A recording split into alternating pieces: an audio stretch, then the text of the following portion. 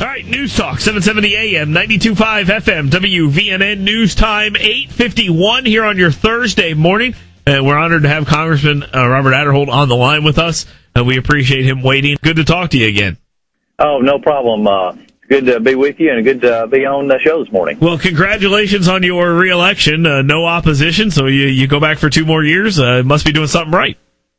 Well, I hopefully I have. I think one of the most crucial votes that I cast is when I didn't vote for the bailout, and when I was the only Republican in the House delegation that actually did not vote for that bailout bill, and I didn't think it was a good idea at the time, and still don't think it's a good time. And clearly it was clear to me that the American people didn't think it was a good idea. So that was, I think, meant a lot. Most of my Republican colleagues in the delegation that voted for it have opposition, or all of them do, either in the general or in the primary. So it's been an interesting election year, and it will continue to be so. Speaking of interesting election years, I worked very hard to defeat your fellow Republican Congressman Parker Griffith in the primary. He is now defeated. The Republican nominee is now one Mo Brooks. You're supporting Mo Brooks fully, I'm sure. Yes, I talked to Mo yesterday. I called him up and congratulated him. Actually, it was about midnight.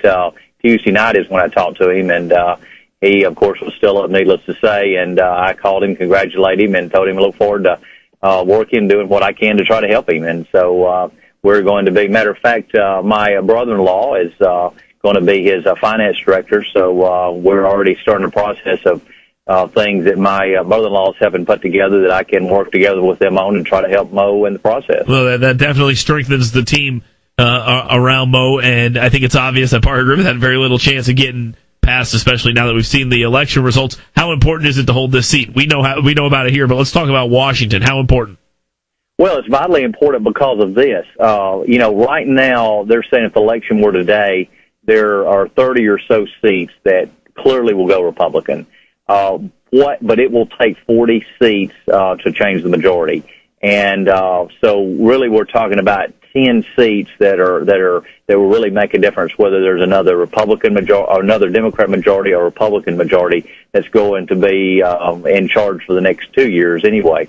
So, therefore, for no other reason, just to stop some of the things that President Obama has been putting forth, we won't be able to get a lot enacted in the law. We realize that for the next 2 years because Barack Obama is still president. But at the same time, a lot of the legislation that has just sailed through the House over the last several years, especially the last couple of years under the Obama administration, will at least be held, could be held up and really put on the endangered species list, so to speak, of legislation if the Republicans take back the House. Well, you bring up a good point, and let me see if I can reiterate it. Sometimes the best thing you can do is kill bad legislation. It's not always about getting stuff passed, and sometimes it's about killing stuff, and right now they have the ability to ram stuff through and pass bad laws, so maybe sometimes you try to kill it. Yeah, exactly, and that's what and one thing that different from the House and the Senate, if the Senate were to go back to the majority, the Democrats would still have quite a bit of wiggle room to be able to get some stuff through on the Senate, even though they don't have the majority. In the House, it's different. The House is either you have control or you don't have control. Every committee chairman, every piece of legislation is actually decided what goes on the floor by the Speaker, who is, of course, either Democrat or Republican, and by the committee chairs, which are appointed by the steering committee that's made up of the Republicans or the Democrats. So if we get the majority back in the House, we will be able to clearly be able to not even bring the legislation to the floor, and I think that's going to be a tremendous help in trying to stall some of this legislation from the Obama administration. Good deal, and I think Mo Brooks is the right guy to do that. I know he'll be. I think Mo will be right there fighting that. Of course, I have actually known Mo for.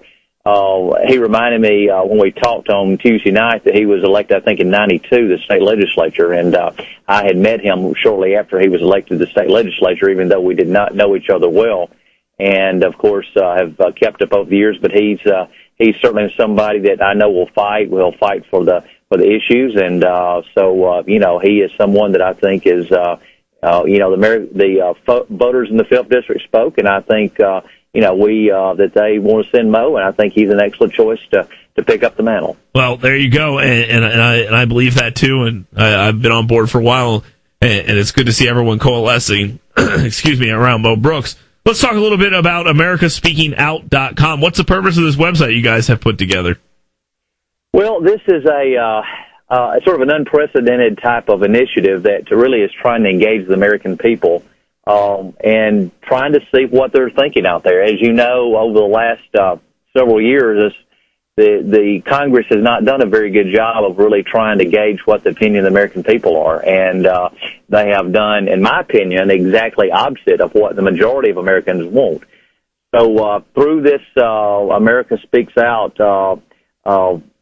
America Speaking Out, it will be an initiative that will try to find out what people are thinking. A lot of it will be through interactions through the district. It'll be cutting-edge technology that will be involved, media interviews, just to really so constituents can share with their member of Congress and with Congress in general what they're thinking and what they believe that should go on in Washington, so that when the Republicans do take back control, then they will have a clearer vision of how we should go. This is not a contract with America. Some people have said, well, I've asked the question, is another contract with America? Not necessarily so. It's really just to really get the input from what the American people are thinking and try to move forward on that instead of ignoring what the people are thinking.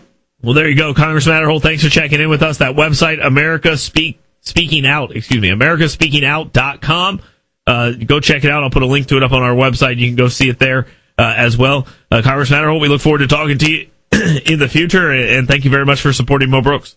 Well, Dale, it's good to be with you, and I look forward to working with you and giving you an update periodically from what's going on up in Washington, and thanks for the job you do. There you go. Congressman Robert Aderholt, we appreciate him talking to us this morning, and, it's good to hear from him.